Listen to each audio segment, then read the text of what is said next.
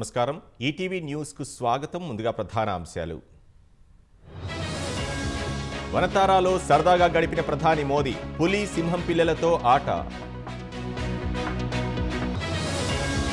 ప్రపంచానికి విశ్వసనీయ భాగస్వామిగా భారత్ పరిశ్రమలు అవకాశం అందిపుచ్చుకోవాలన్న మోదీ ప్రభుత్వాల వైఫల్యం వల్లే ఔషధ ధరలు ప్రియం ఆగ్రహం వ్యక్తం చేసిన సుప్రీంకోర్టు ఉక్రెయిన్కు సైనిక సాయం నిలిపివేసిన అమెరికా రష్యాకు లొంగిపోయేలా చేస్తుందన్న కీవ్ అమెరికాపై కెనడా చైనా ప్రతీకార సుంకాలు ధరలు పెరుగుతాయంటున్న నిపుణులు